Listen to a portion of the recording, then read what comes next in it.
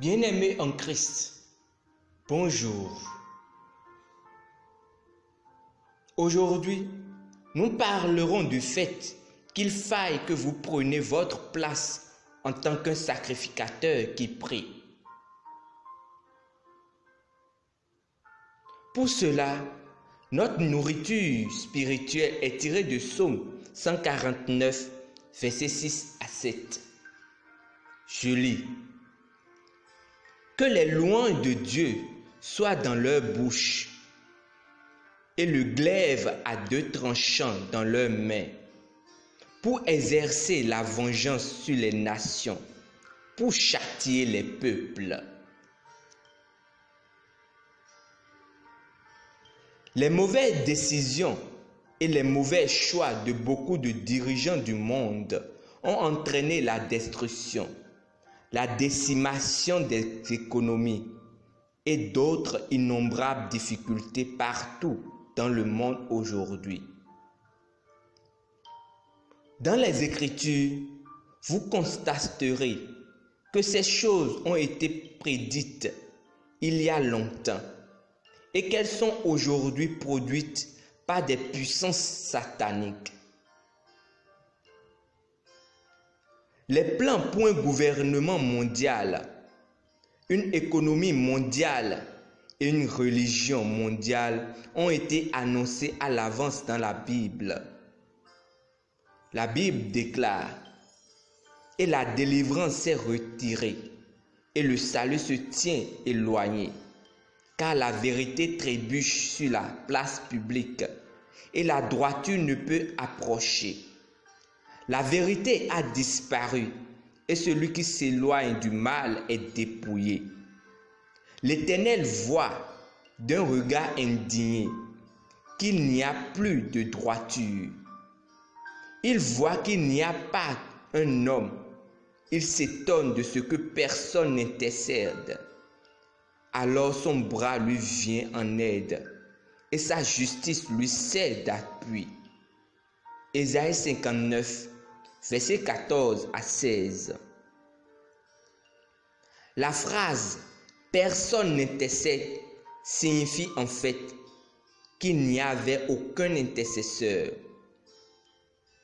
Pouvez-vous avoir pourquoi vous devez prendre votre place de sacrificateur qui prie? Un intercesseur, nous sommes ceux qui exécutent la volonté du Père. Nous sommes ceux qui établissent son règne et sa justice sur terre et dans le cœur des hommes. C'est notre rôle aujourd'hui en tant que chrétiens. Ne restez pas les bras croisés à regarder cette destruction et ce chaos vicieux se poursuivre sans relâche. Prenez position et dites non au ravage, au chaos, au tumulte et à l'agitation que le diable suscite dans le monde. Intercédez avec ferveur pour les dirigeants du monde, les présidents et les premiers ministres des nations, afin que leur cœur et leurs esprits soient guidés loin des manipulations du diable. Priez pour qu'ils s'abstiennent de faire des choix et de prendre des décisions qui mettent en péril l'avenir de leur nation, tout en résistant aux idées qui plongent leur peuple dans la pauvreté et la mort. Cela pourrait prendre des jours, des semaines ou des mois avant que vous ne voyiez le changement dont vous avez besoin. Mais ne vous arrêtez pas. Continuez à prier, car vous provoquez un bouleversement dans le règne de l'esprit. Les choses changent en faveur de la volonté de Dieu et de son dessein pour notre monde au fur et à mesure que nous prions. Gloire à Dieu. Prions.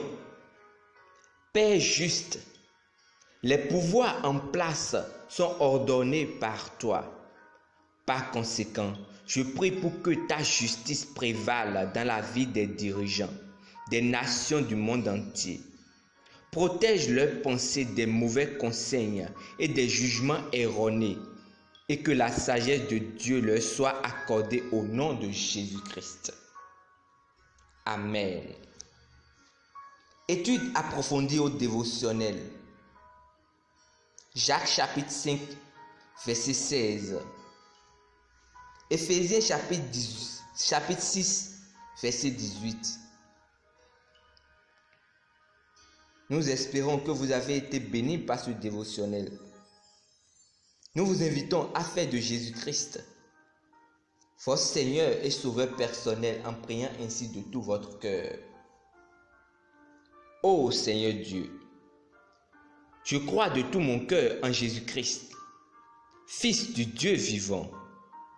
Je crois qu'il est mort pour moi et Dieu l'a ressuscité des morts. Je crois qu'il est vivant aujourd'hui. Je confesse de ma bouche que Jésus-Christ est le Seigneur de ma vie à partir d'aujourd'hui. Par lui et en son nom, j'ai la vie éternelle. Je suis né de nouveau. Merci Seigneur d'avoir sauvé mon âme. Je suis désormais un enfant de Dieu. Alléluia. Félicitations, vous êtes désormais un enfant de Dieu. Pour recevoir plus d'informations sur comment vous pouvez grandir en tant que chrétien, veuillez nous contacter à l'une des adresses ci-dessous dans la barre de description.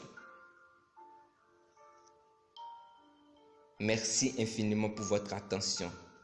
Demeurez bénis. Amen.